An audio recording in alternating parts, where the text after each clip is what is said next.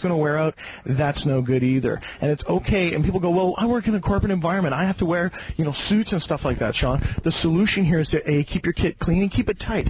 This right now looks like a big bag of webbing, okay? But if you sit there, you do up all your straps, you keep it all tight and professional, you look like you're a pretty keen solution to any kind of problem that could possibly happen, okay? You don't look like you're a piece of shit. You look like you're a guy who's got it going on, okay? You're like, wow, that guy's dialed right in. He looks like a fucking shock trooper. It doesn't really matter. What matters is what's on your person. Have you got the gear you need? That's what's important. That's what you got to bear in mind when you're purchasing this stuff. If it costs $150 and it's brand new, think about running it through your washing machine a little while. Stand on one arm and pull on the other one. Does it come apart? No fucking good. There's a nifty little solution invented for people who are worried about tearing the shit out of their clothing. It's called Rip-Stop Nylon. What is Rip-Stop Nylon, you ask? Absolutely. It is the cyberpunk solution. What you got to do is Rip-Stop Nylon, when you tune right in on this, you'll see the little tiny squares. Look at all the little squares. They're just all right there. You know what happens there? If you rip one of them, it'll only fray to the edge of the square, as opposed to if you rip like a general piece of cloth, it'll tear out the entire thing. So Rip-Stop is a solution.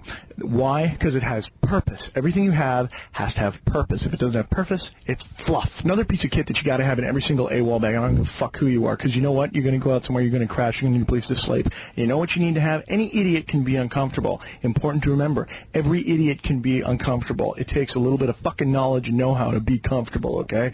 Ranger blankets. Ranger blankets, this whole fucking blanket probably weighs less than a pound. It's actually made out of recycled garbage bags. Super lightweight, super worn. I've used one up to -30. You couple this with a Gore-Tex baby bag, you are good to fucking go in any urban environment. Very, very sweet. Okay, so you've got all your kit. You got to have a bag to put it in, because you know what? A vest isn't too much, and we need to go to extremes. We need to have a backpack to load our shit in. Okay, the number one thing you got to remember here is you can't have more than 30% of your own body weight, okay? So take what you weigh, divide it by like 1.30 or by 0.30 or whatever the hell it is, and you get your 30% body weight. If you hump more than that, no matter who you are, you're going to wind up falling down and going boom, okay? Nobody can carry that for more than an extended length of time. You know what? Carrying your shit around will become a hassle. Nobody likes hassles. Don't do it. If you're going to be going for some serious volume, you want something that's small and lightweight. Yeah, sure. A solution like this, you go with like your South African Bergen. Okay, yeah. What can you carry in here? Well, most of South Africa, hence the name. But you don't really need to pack that. What you're going to need to pack is you're going to get yourself like a nice day pack, something like this. This is a rip-off of the Eagle Industries Becker Patrol Pack. It's what I use. I use the Eagle Industries one. I don't use this one here. Whenever you're looking at a bag, you're checking things like you're checking your strapping on the bag. You're making sure that the shoulder straps can stand up to some decent abuse. You're making sure everything's breathable. You're making sure that the whole works has got an all-over points so that it's not going to go when you put a little wear and tear on it. Bags die. It's what they do. You're going to spend money on kit that you're going to use every day. Here's what you spend it on. You spend it on your boots, you spend it on your bag, and you spend it on a decent tunic jacket. Knives. What about knives? Sean, you got to get a good knife. What kind of knife should I get? What kind of is the knife we should get? Okay, the kind of knife you want to get is very, very important. First of all, the knife's got to feel good to you. If it doesn't feel good to you, it's good for shit. Second of all, it can't send you to jail. Yeah, it's great that you don't wind up bleeding in an alley somewhere, but it's no good to get ass fucked in the shower either, okay? So here's what you got to do. When you're looking at a knife, you could go for something like this, a K-bar solution, but where the hell are you going to carry something like that? Oh, excuse me, officer. No, I'm scared of cardboard boxes and dogs a lot. No, it doesn't work, okay? So you go with a smaller fixed blade. Yeah, absolutely, but then you feel like, well, no, because it's really going to be hard and you're going to wind up hurting yourself more than that. The number one solution you want to do is get yourself a folder. I don't like Gerbers. A lot of people do. Folders should be ambidextrous, thumb opening. If you're going to open one in front of a cop, okay, you don't sit there and pretend you're Ninja Boy Rambo. Okay, you don't do that. What you do is you sit there, you use two hands, and only if you drop it a couple times, it's good too, because a lot of places have laws concerning that. Familiar yourself with the laws. Knowledge is power. I myself, what I carry, I go with a CRKT, Columbia River Knife and Tool. I make a good knife. It's a cheap buck, and you don't wind up paying it through the nose like you do for SOG and for cold steel stuff. This thing here was designed by Bob Casper and another dude named Lynn Crawford, I think his name is. Anyway, he's all over tactical knives.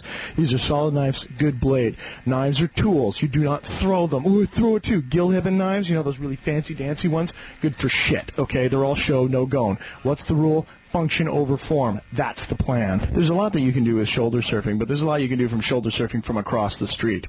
And it's even better when you can shoulder surf from down the block. We're talking about optics. If you can get a hold of a decent set of optics, something with some good, you can get some stuff that has ambient lighting, but you start getting into that kind of thing, unless you steal it from the Army, you're going to be making some big bucks invested into that. What you're going to do is get yourself something small, compact, take a look, think about functionality, think about waterproof. You're going to be outside, you're going to be going binning, you're going to have posting watches. Guys are going to be on rooftops looking even see what gets thrown in the trash. You need to have something small you can pull out of your AWOL bag or your tack vest and make sure that you can spot it, okay? Some guy's junking out trash, hey, it's his garbage, you can pick it up. But you got to know it's there. You got to know, you got to see it. That's why optics are the way to go. You spend it anywhere between $50 to $200, but it's gravy. It's gravy. You can get a larger piece of kit. You don't have to spend the big money, okay? That's the plan. Okay, last but not least, okay, when you go into an Army surplus store, the number one thing is price. Most of these guys buy their stuff in K-slots, okay? They buy it from abandoned kit from the government. Obviously, the optics and stuff like that, they don't. Brand new kit, they don't. But you shouldn't be paying through the nose. If you're going to be keep on going in there, guys like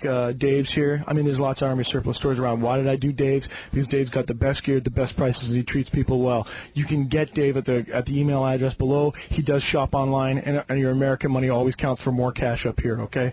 So until that's pretty much what you're looking for in an Army surplus store. Make sure that you don't get caught up in fluff. If something doesn't feel right, you're probably being ripped off.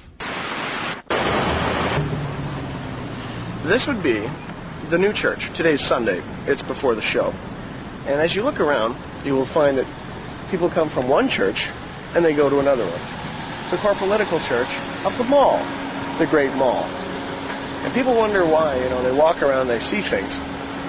And they do these different little rituals on their Sundays. They come down here, go to the mall, you know. And something where it'd be as simple as, you know, buying I don't know, whatever it is you need to buy.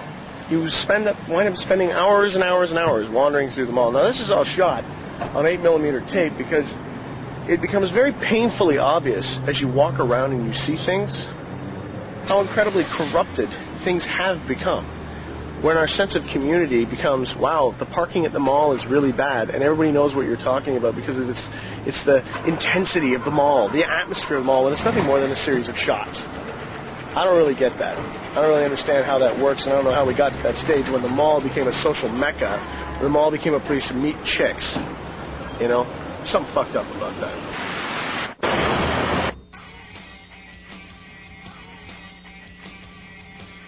Your living room is the factory. The product being manufactured is you.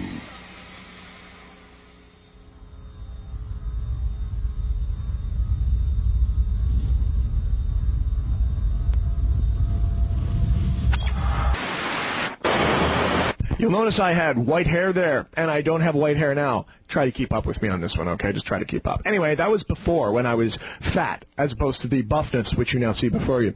Okay, also, what's coming next is, once upon a time, I had these people who hired me and my wife to go to their house and look after this elusive cat, Satan cat, okay? And Satan cat we never saw because it was, well, Satan. And it would, my particular tasking was, Adrian, my wife, the dark one, she had to go and water all the plants and make sure everything was cool. My designation was I had to go and empty the kitty litter box. Yes, the kitty litter box. And I abhor many things, but the thing I hate more than anything else in the galaxy, even more than Scientologists, is in fact the smell of cat shit. Cat shit is horrendous. It's horrible. It's a terrible thing. It should be banned. So I had to go and filter this out. Now, Sumerian came with me and filmed the experience for your viewing pleasure. Yes, it's Sean K. emptying cat shit. No, it's not what I hate to do in the whole world. You got that wrong. It's the smell. It's the smell. The smell of cat shit.